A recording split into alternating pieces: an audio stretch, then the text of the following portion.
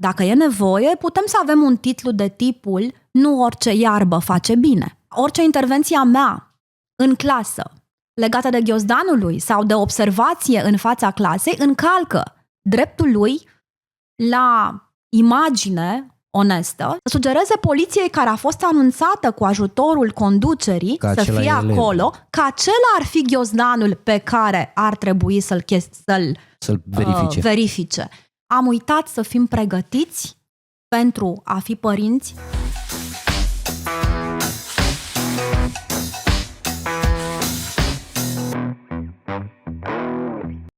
Bună seara sau bine v-am regăsit, dragi abonați, la nou podcast SOS Antidrog. Și în această seară ne-am gândit să avem din zona de educație, să avem un invitat special, spunem noi. Și aș vrea să-i spun bine ați venit și sărut mâna, doamna Benț. Bună seara, bine v-am găsit. Eu vă mulțumesc pentru invitație. Tema este foarte ofertantă și cred eu că e datoria noastră a profesorilor să răspundem da mereu la o astfel de invitație. Înainte de toate trebuie să spunem că doamna Teodora Benț este în primul rând profesor de limba și literatura română la Colegiul Ile Caragiale din București, iar în această seară o invităm și din postura de director al Palatului Național al Copiilor din București și o primă întrebare este următoarea. Pe lângă funcția pe care o dețineți ca și director despre care tocmai aminteam, sunteți și profesor. În această calitate, cum percepeți consumul de droguri în rândul tinerilor? După 28 de ani de lucru neîncetat la catedră, am înțeles că, de fapt, societatea, în dinamica ei, a transformat această problemă într-una primordială. Probabil că sunt multe motive, de la social la media, dar când am intrat eu în învățământ, profesorii nu erau pregătiți să se confrunte cu o astfel de problemă și nici printre prioritățile lor la consiliere și orientare, cum se numește ora dirigintelui, nu era tematica antidrog. E adevărat, în școală, în continuare, există ora de consiliere și orientare și la aceste ore există niște module de educație pentru sănătate. Profesorii pot alege diferite teme, printre care și aceasta, pe care să o dezbată cu clasa, dar nici nu știi în ziua de astăzi, cadrul didactic fiind, ce să abordezi mai întâi. Am înțeles. Și atunci e destul de dificil să faci alegeri ca diriginte, în funcție de specificitatea clasei, în funcție de vârsta lor, în funcție de pericolele care se găsesc la tot pasul, ca să nu mai spun și în funcție de niște priorități pe care media le aduce în față și pe care ar trebui să le discuți atunci. Pe loc. Când ei își pun întrebări, fără a căuta răspunsuri cine știe unde și neavizate. Mai mult decât atât, profesorii își doresc să fie foarte aproape de elevi, dar nu au această specialitate. Și în situația aceasta ar fi nevoie de niște cursuri, fiindcă, într-adevăr, ei sunt cel mai aproape de nevoile elevilor, sunt primii care află sau primii care simt că e acolo un impas.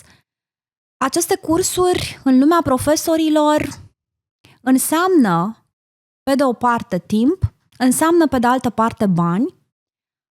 E adevărat, unele pot să fie finanțate, adică acreditate, de fapt, de către Ministerul Educației, dar majoritatea celor care țin de antidrog sunt, de fapt, cursuri avizate și se plătesc. Da, există un card educațional despre care profesorii tot vorbesc, dar ce să faci mai întâi cu acești bănișori când sunt atâtea cerințele meseriei tale? Da, unii dintre noi alegem să facem cursuri, mai ales dacă simțim că suntem vulnerabili în fața elevilor, la tot felul de întrebări, dar se pune problema unor programe de formare pentru profesori, tocmai pentru că atunci când un cadru didactic se simte nepregătit, evită să aleagă teme unde nu face față dialogului. Nu poate să dea răspunsuri eventual. Foarte clare, mai ales că profesorii nu cred atât de mult în documentarea pe internet, ei simt că o competență se câștigă muncind și învățând, cu un suport de curs creditabil. Mai mult decât atât, dacă ar fi să ne oprim la câte acțiuni se pot face pe această tematică în școli, ne gândim la niște invitați speciali în școli, care într-adevăr au această specialitate, dar haideți de asemenea să socotim câte ore stau elevii în școală și dacă într-adevăr profesorul are foarte multă putere asupra orelor de după ore. Acolo e de fapt problema, dacă e să ne gândim puțin. Și atunci când să programezi aceste acțiuni? Și de asemenea, cum să faci să fie sustenabil un proiect? Pentru că știți că o floare nu se face primăvară. Din păcate. Mai mult decât atât, avem școala altfel sau școala verde în învățământ, săptămâni în care trebuie să facem altceva cu elevii.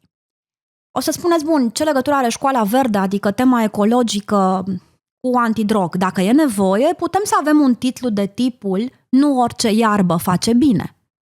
Și atunci schimbăm nevoia clasei noastre în funcție și o ducem acolo unde ei se așteaptă să răspundem orizontului de așteptare. Dar iarăși vorbim despre 2 săptămâni în care toată lumea încearcă să-și planifice altceva și în care specialiștii numărați pe degete pot fi sau nu cei care să răspundă da la o astfel de invitație, pentru că îmi imaginez că cei puțini cât sunt în domeniu au, pe lângă profesia lor, acțiuni de voluntariat limitate. Școala nu poate să ofere bani pentru acești invitați și atunci îmi imaginez că le este foarte greu să spună da tuturor, chiar dacă ar dori. Și mergând mai departe pe această idee și pe urmă ne întoarcem la o altă întrebare, din punctul dumneavoastră de vedere, cum credeți că ar trebui la nivel instituțional, dacă vreți, făcute genul acesta de programe de care povesteați mai devreme? Cum ar trebui făcute de așa natură încât și profesorii să poată fi, să zicem, pregătiți să răspundă nevoilor și în același timp elevii să fie atrași în aceste programe, tocmai în ideea de a-i ajuta și de a-i învăța ce înseamnă să da sau să nu? În acest moment nu există foarte multe resurse. Spun asta referindu-mă la resursa umană. Vă spuneam că profesorii nu sunt neapărat pregătiți. La resursa de timp, vă spuneam că profesorii au și ei o fișă a postului și în față un orizont al examenelor. Părinții se așteaptă în primul rând ca tu să investești în pregătirea pentru examene. Ca director, există posibilitatea să propui proiecte și Consiliul de Administrație să le aprobe și el să deruleze în școală. Dar atunci strategia aceea trebuie atât de bine susținută încât să coroborezi foarte mulți factori, de la invitați la elevi, de la elevi la profesori însoțitori. Am înțeles. Și atunci e dificil, mai mult de o sesiune de informare, să zicem, la câteva luni, n-ai cum să faci ca director. Există cluburi în școli. Acela este voluntariatul profesorilor. Și la aceste cluburi, care pot să fie pur și simplu de dezbateri, eu conduc la Caragiale un astfel de club de dezbateri și îl coordonez cu ajutorul doamnei director care crede în acest tip de extrașcolar, să zicem. Da, noi avem moțiuni, așa le spunem noi, teme de dezbatere și una dintre aceste teme este cea legată de droguri. Da, dar, atenție, noi lucrăm cu informații pe care nimeni nu le certifică sau nimeni nu le controlează. E adevărat, în numele documentării facem un research foarte detaliat. Însă recunoaștem în continuare vulnerabilitatea noastră și ca profesori și ca adolescenți. Am înțeles și vă mulțumesc pentru răspuns. Mergem mai departe și acum vorbim din punctul de vedere al directorului Palatului Național al Copiilor și vă spun așa. Palatul Național al Copiilor oferă o paletă largă de activități extrașcolare și extracurriculare. Programele pe care le oferiți în cadrul acestei instituții sunt accesate și de tinerii vulnerabili din segmentul de vârstă 15-18 ani. Aceasta este de fapt și întrebarea. Acești copii, acești tineri cu această perioadă de 15-18 ani îi ajutați cu aceste programe pe care le faceți în cadrul Palatului? Cred că Palatul Național al Copiilor din București este o redută a educației non-formale. Spun o redută pentru că s-a dorit după Revoluție o strategie pentru non-formal, dar ea nu a fost atât de pregnantă încât această alternativă să fie vizibilă. Încet, încet, ea a fost și mai puțin accesată de către părinți, preferându-se școala după școală sau after school-ul de lângă bloc sau alternative care erau chiar finanțate consistent de către familie. Am înțeles. Aici la Palat este educație gratuită. Aici la Palat există 60 de cercuri, deci o ofertă destul de largă, dar sunt pentru toate sectoarele Bucureștiului. Sunt 6300 de copii aproximativ care vin aici, dar gândiți-vă ce înseamnă 6 sectoare sau 6 județe. Ca să nu mai spun că sunt și copii din Ilfov care își doresc să vină aici. Mai mult decât atât, noi oferim aceste cursuri de la 5 ani până la 19 ani, adică până la vârsta la care ei părăsesc învățământul preuniversitar. Și intră în universitar. Și eu cred că există această oportunitate pentru toți cei vulnerabili dacă au acces la această oportunitate. E vorba despre distanță, pentru că Palatul Copilor este în sectorul 4, e vorba despre program. Noi funcționăm într-adevăr așteptând elevii după școală, dar știm foarte bine că școlile învață în foarte multe schimburi. Da, din păcate și în situația aceasta noi răspundem așteptărilor. Eu zic că de la 10 ani, cum zic statisticile, că s-a coborât vârsta vulnerabilității în fața acestui pericol numit droguri. Da, răspundem așteptărilor, dar nu știu, din punctul meu de vedere, dacă e suficient. Și care ar fi, din punctul nostru de vedere, lucrurile pe care ar trebui să le faceți la instituția pe care o conduceți ca și director pentru a-i atrage și mai mult și a încerca într-un fel sau altul să echilibrăm aceste decalaje care sunt din punct de vedere orar, de exemplu? Ce ar mai putea fi făcut, de exemplu? Vă referiți la ce putem să facem, mai ales în politica antidrog, sau ce putem să facem să-i atragem în non-formal? Și una și alta. Deja oferta noastră se cambrează după orizontul lor de așteptare. Deci prima oară, haideți să ne gândim la oferta școlară. Uneori știm foarte bine, ea este înlemnită în România. Aici la Palat noi schimbăm în funcție de ceea ce ni se pare atractiv pentru ei. Fiindcă aici se vine de drag, aici nu se pun note și dacă nu-mi place de doamna, ca să vorbim ca la școală, nu mai vin. Și atunci profesorii înscriu niște elevi, profesorii trebuie să aibă un număr de elevi și în situația aceasta ei sunt nevoiți să-i țină de drag la școală. Ei bine, a ține de drag la școală merge către următorul pas al răspunsului meu și anume aici se folosesc metode interactive. Aici toată lumea se joacă. Și atunci, evident, a doua modalitate de a atrage este exact strategia didactică, altfel aici la Palat. După aceea, al treilea pas este să îi îndreptăm spre ceea ce chiar reprezintă o oportunitate din perspectiva vocației lor. Pentru că părinții îi aduc, dar îi înscriu acolo unde trebuie să aibă succes în viață. Sau unde cred ei că e...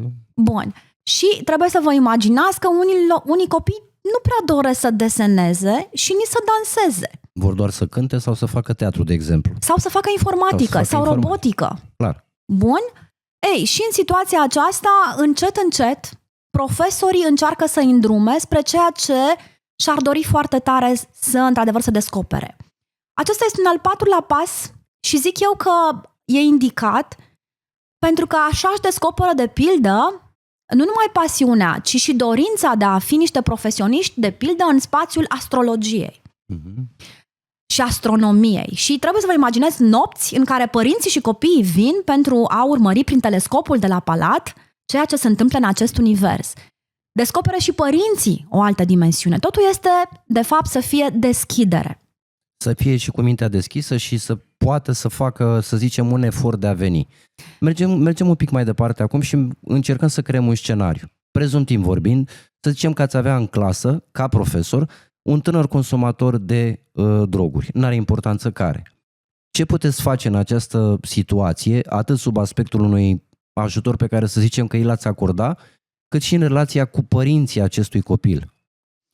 O să vă răspund din perspectiva profesoarei care lucrează la liceu. Vă rog. Nu din perspectiva directorului de la Palat, pentru că aici vin copii la Palat care sunt atât de pasionați de ceva, atât de buni prieteni cu ceilalți, încât vin de plăcere și formează niște echipe de lucru foarte sudate, coruri care merg la diferite concursuri.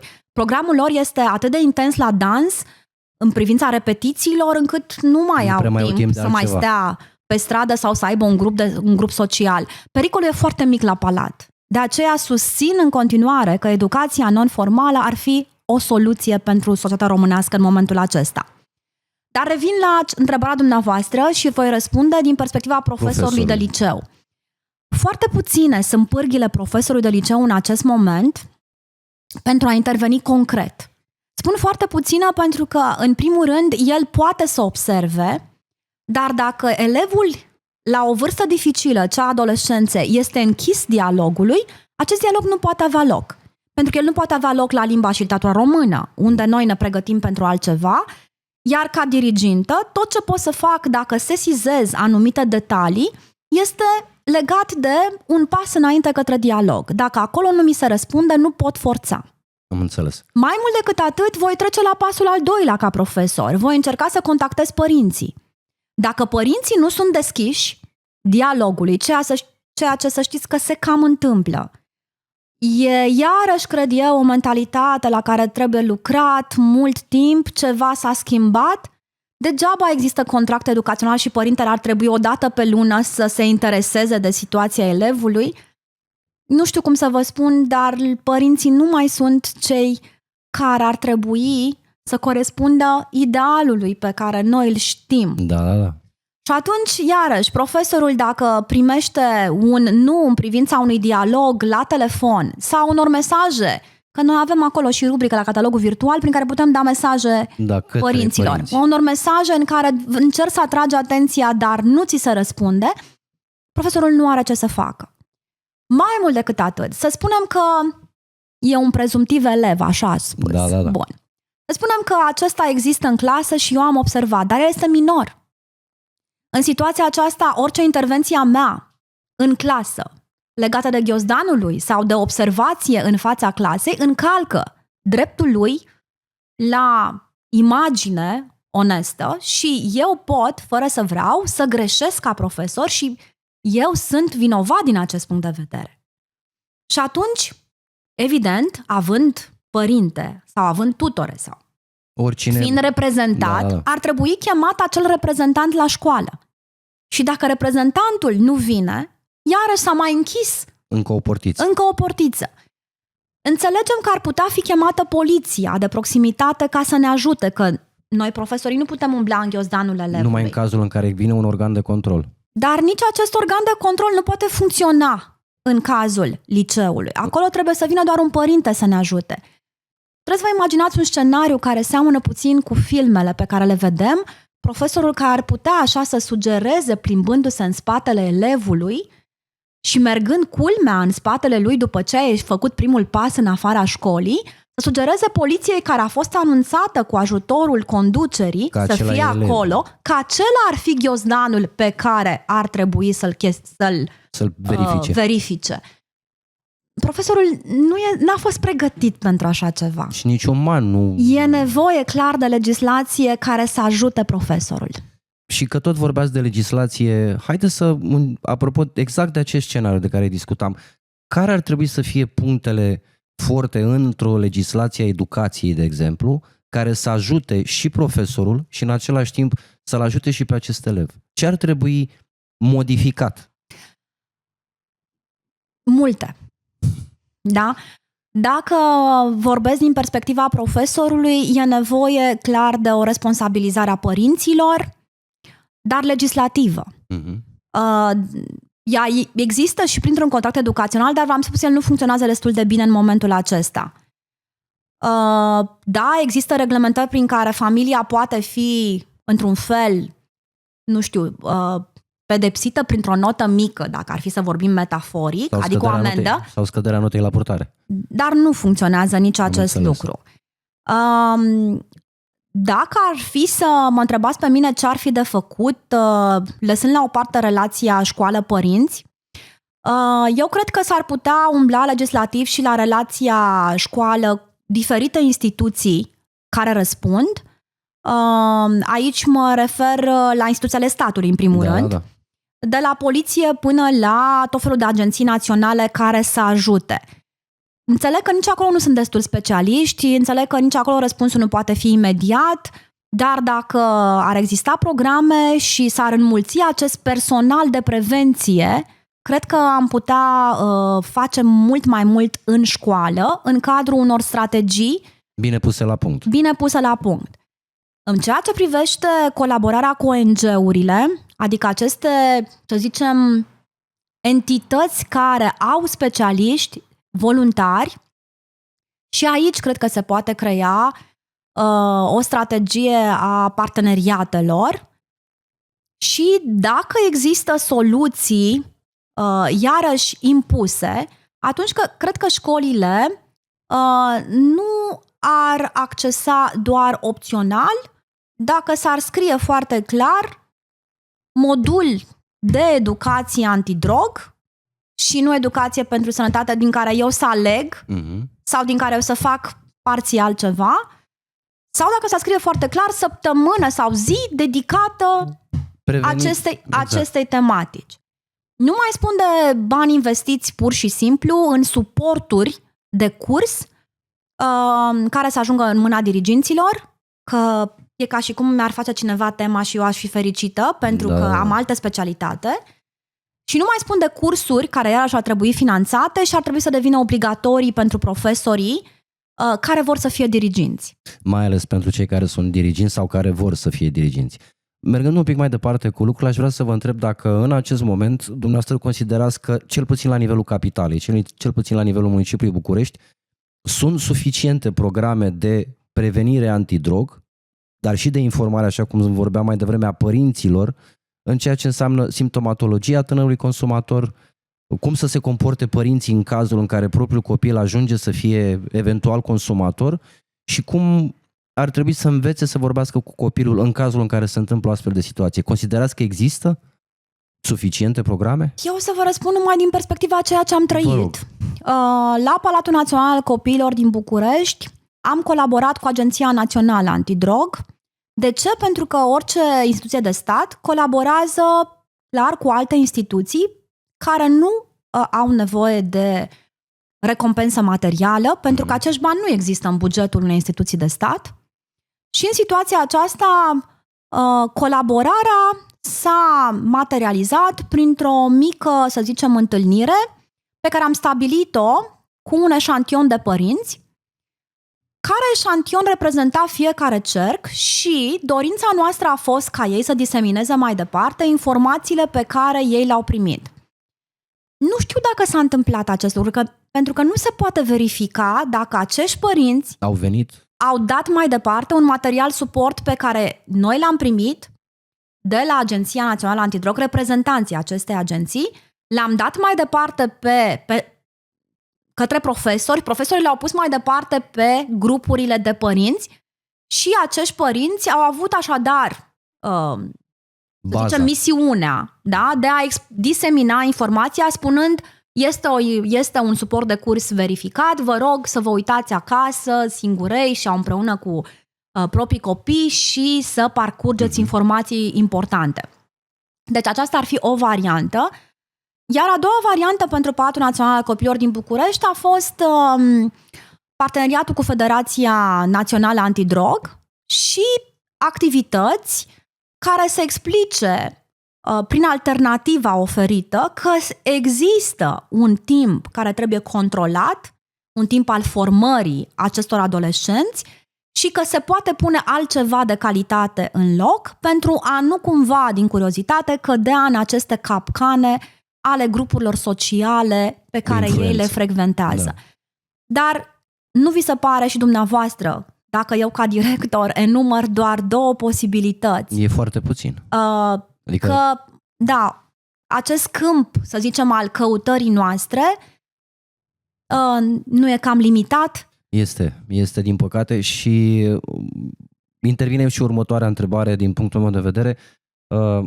Ce ar trebui să se întâmple? La nivel instituțional, de exemplu, vorbeați de Agenția Națională Antidrog. În afară de ceea ce spuneați că au făcut în cadrul Palatului, ce ar mai trebui să facă ei, de exemplu? Ei au făcut foarte mult pentru că specialiști au. Am înțeles. Eu am înțeles că nu fac față solicitării. Noi am stat la rând ca să primim o dată de întâlnire.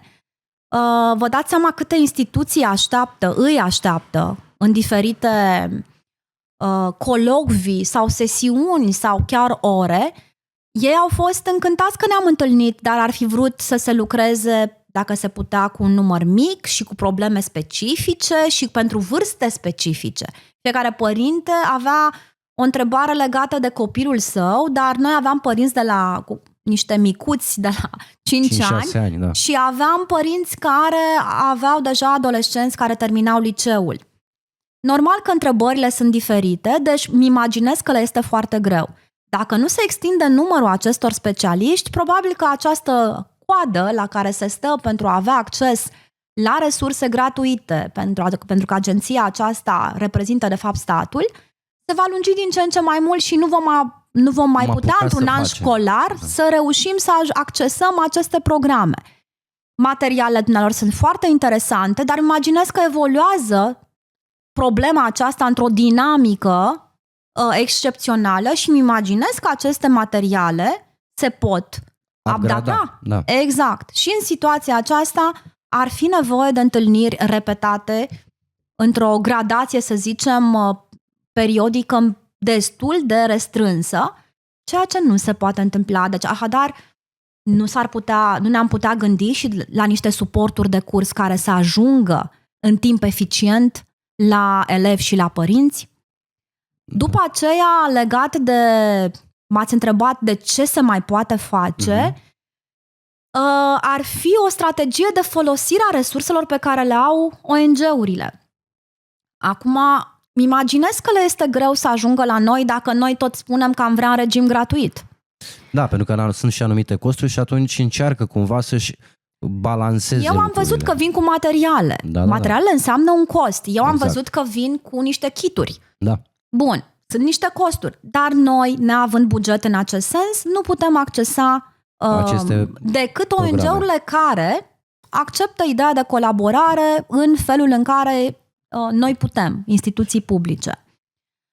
Deci și aici ar fi de intervenit. Dacă vorbim despre o colaborare, atunci dacă ar exista o strategie a acestei colaborări, în așa fel încât toată gama de ONG-uri să fie accesată și, indiferent de cerințele ONG-urilor, noi să putem să negociem așadar venirea lor în școli și ajutorul necesar.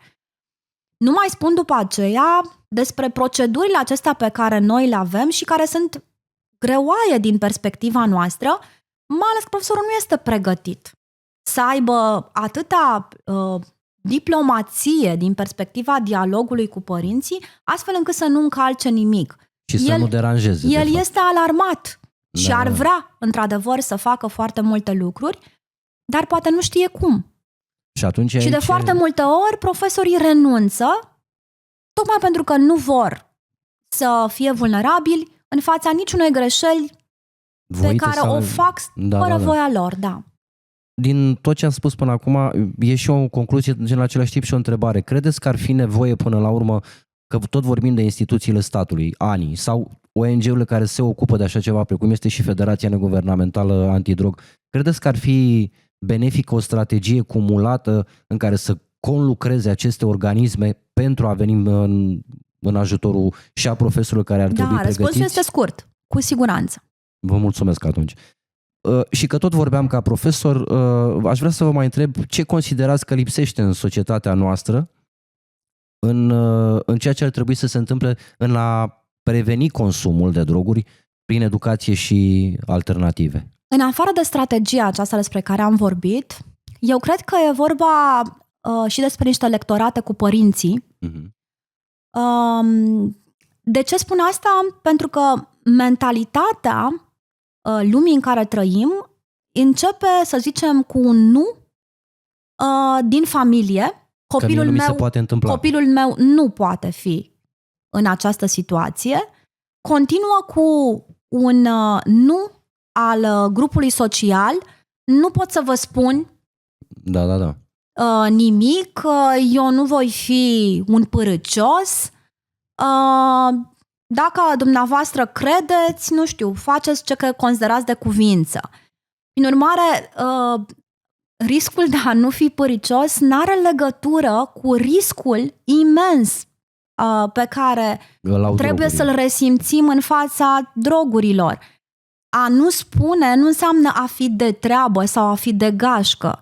Înseamnă, de fapt, a pune în pericol viața celorlalți. Dar educația are nevoie de o nouă, să zicem, întoarcere cu fața către niște valori care s-au pierdut. Din păcate. A fi prieten nu înseamnă a ascunde ceea ce pune în pericol viața celorlalți. În urmare, m-ați întrebat despre, să zicem, pasul de început. Exact. Niște lectorate cu părinții, niște lectorate cu elevii pe probleme psihologice, lăsând la o parte informația în sine despre droguri. Vorbim de ce înseamnă Vorbim implicație. despre a conștientiza, Exact. a-ți asuma, a fi responsabil, a interveni. Am sentimentul că ne aflăm așa în literatura lui Sartre sau a lui Camus sau a lui Cioran. Suntem în fața singurătății. Copiii nu mai vorbesc cu părinții, stau închiși în camera lor, nu se spun lucruri importante în grupurile de prieteni pentru a nu fi vulnerabili, mai bine ne punem o mască, iar în lumea dialogului cu profesorii trebuie să dăm bine pentru a obține note și a închide ușa școlii fără a da sentimentul că sunt un copil dificil și aș avea nevoie de ajutor. Dimpotrivă, sunt un învingător. Da. Și spuneați mai devreme, și aici îmi permit să vă mai întreb încă o dată, apropo că vorbeam de drepturi și de obligații în cazul elevilor și al profesorilor. În momentul în care un profesor, cum dădeam exemplu mai devreme, acel scenariu de care discutam, încearcă să facă ceva în ideea că vede semnele și așa, în momentul în care îi atrageți atenția cumva, poate chiar în privat, tot există o încălcare a unor drepturi. Și aici e un dezechilibru total, pentru că eu am bunele intenții de a-l ajuta pe acel copil. Nu vreau să-i fac un rău, vreau să-i fac un bine. Dar cu toate astea, apropo de mentalități și de modul în care lucrează în momentul ăsta societatea, noi picăm în partea cealaltă a baricadei și suntem vinovați de ce? Că vrem să-l ajutăm până la urmă, nu? Nu, aveți dreptate. În ceea ce privește ipostaza aceasta a profesorului nesigur, de aceea mai bine mă izolez în lumea competențelor pe care le am. Și nu mai mă bag în partea aceea. Și așa se audă deseori reproșuri, în loc să facă dirigenție, a făcut matematică. Da? De ce?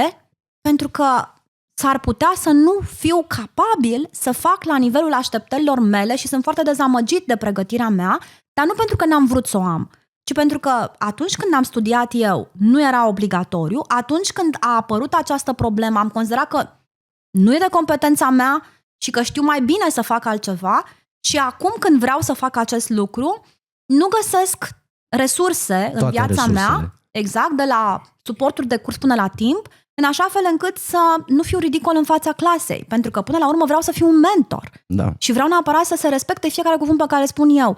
Dar dacă ei găsesc mai multe informații pe net și vin și mă contrazic și eu nu sunt sigur dacă așa e sau nu, pentru că tot de pe net m-am informat și eu și știm foarte bine ce înseamnă Google.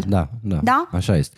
Și că tot vorbeam de resurse, îmi permit să vă mai întreb care ar fi soluțiile, de exemplu, pentru a găsi, să zicem, resursele financiare, chiar și la nivelul palatului, de exemplu, care să susțină campaniile astea de prevenire, de informare și a părinților și a copiilor, dacă există sau dacă ar putea exista resurse financiare, să aducem specialiști credibili pentru a învăța pe părinți și pe copii, programe alternative, toate și la un loc pentru secolul 21 în care ne aflăm, pentru că știm foarte clar că e un secol al vitezei, un secol al informației care circulă la viteze neimaginate. Credeți că am putea avea sau s-ar putea găsi resursele financiare la nivel instituțional din partea statului pentru a face aceste lucruri? În acest moment, toate școlile de stat, inclusiv cele private, dar atenție, cele private care s-au afiliat rețelei școlare, sunt bugetate pe de o parte din bugetul Ministerului Educației și pe de altă parte de la primării, de la consiliile locale. Prin urmare, lăsând la o parte învățământul privat care nu s-a afiliat rețelei școlare și care merge după o curiculă internațională, sau învățământul privat care s-a afiliat doar curricular rețelei școlare, dar au într-adevăr finanțare din plata părinților, acolo vorbim despre bani pe care, iată, școlile de stat nu iau și nu-i controlează. Noi vorbim de fapt despre două surse mari și late. Exact. Da? Și anume, Ministerul Educației, respectiv primării. Atât. Cum se derulează banii către cursuri, către manuale, către suporturi de curs, către programe, Vă dați seama, e un întreg sistem al Ministerului Educației cu inspectorate școlare, cu școli și colaborare cu consiliile locale. În afară de asta nu mai poate ajuta decât societatea. Și, într-adevăr, școlile pot să strângă niște bani prin acele asociații de părinți, care se pot face și care pot avea, într-adevăr, legitimitatea de a strânge acel 3,5% pe care oricum, cu care oricum contribuim, bun, sau acel 20% impozit pe venit pe care îl pot da firmele. Dacă acești bani sunt gestionați, într-adevăr, cu luciditate de aceste asociații de părinți, atunci dacă părinții devin conștienți de importanța lor ca membrii, să zicem, de suport ai școlii, bun, și vin cu astfel de programe, da, se pot face, pot strânge bani, se pot face programe în acest sens. Dar iarăși e nevoie de o colaborare foarte strânsă a părinților cu școala, de asumarea unor programe care se fac cu niște bani ce trebuie și ei gestionați de niște oameni care trebuie să fie și contabili și trebuie în același timp să existe și proiectul, să existe și facturile. Transparență. Și așa mai departe. O birocrație întreagă, din păcate. Deci, există soluția acestor bani care vin din afară și da, se pot folosi în folosul școlii și al elevilor. Mai mult, școala, decât să atragă sponsori, decât să atragă acest venit al părinților individual sau acest 20% impozit pe venit, școala nu poate să facă în acest moment. Am înțeles. Restul sunt pur și simplu programe care ar fi necesare la nivel local, să presupun că primăria își propune să plătească un astfel de program și în școli din sectorul nu știu care să se întâmple. Atunci, da, există bani, există specialiști, cum să zic că școlile nu dorim? O să deschidă porțile imediat. Dar aceste programe țin așadar tot de cei din afara școlii. Dacă ar exista și programe de tip regional, păi n-ar strica nimănui. Dacă ar exista și programe de tip național, am fi chiar binecuvântați. Și aici revenim cumva la acea strategie la nivel național și care ar putea aduce astfel de lucruri pentru societate, până la urmă benefice societății. Nu vorbim de un lucru rău în cele din urmă. Pentru că ne apropiem de final și vreau să vă mulțumesc încă o dată pentru că v-ați rupt din timp, pentru că știu că aveți o agendă foarte încărcată în fiecare zi. Aș vrea să vă întreb la final ce sfat ați avea pentru cei care ne urmăresc și vorbim aici atât de tineri cât și de părinții acestora. Eu spun așa, că este foarte greu într-un sistem în care nu zărim neapărat treapta următoare și cu atât mai puțin orizontul. Eu mă simt așa destul de mică pentru acest sistem și de aceea vorbesc cu modestie doar din perspectiva a ceea ce știu, calitatea de profesor, respectiv cea de director a unei unități de învățământ. Eu spun că această colaborare părinți-copil, respectiv părinți-școală, ar trebui reinstituită și regândită. Bun. După aceea mai cred eu că, psihologic vorbind, am uitat să fim pregătiți pentru a fi părinți sau pentru a fi profesori cu astfel de probleme, ca diriginți mă refer, și atunci n-ar strica să înțelegem că toți copiii sunt curioși, să înțelegem că există grupuri sociale care pot face rău și ar trebui ca părinți, dar și ca diriginți să cam știm spre ce se îndreaptă elevii noștri sau copiii noștri. Ar trebui să credem că pot exista surprize neplăcute în șifoniera sau în dormitorul sau în calculatorul sau în telefonul copiilor noștri, să nu ne mai îmbătăm cu apă de portocale, cum spunea Titu Maiorescu, spunându-ne că al nostru copil este centrul lumii și lui, fiind în centru, nu îi se poate întâmpla nimic pentru că nu poate fi atins de ceea ce se află în marginile societății. Pe de altă parte, controlul acestor mijloace digitale nu înseamnă să controlezi doar calculatorul din dormitor, și informația pe care... ci și informația care vine spre copilul meu, Sunt acum atâtea filme care se pot urmări cu cel de acasă sau cu acești copii de la clasă și cred că se pot discuta. Eu cred că în momentul acesta există resurse digitale care pot face foarte mult rău, iar părinții zic doar că are libertatea de a fi și el la curent cu tot ceea ce circulă. Tot ceea ce circulă mie mi se pare puțin riscant și de aceea mă întorc la ideea de a fi psihologic pregătiți, să descoperim că și copilul nostru este adolescent, are curiozități și poate fi vulnerabil. Nu în ultimul rând, până la urmă, haideți să ne întoarcem la ideea de familie care își acordă puțin timp de a fi acolo împreună și de a asculta care sunt problemele, sau la ideea de diriginte care găsește puțin timp, e adevărat, e tot voluntariat. Exact.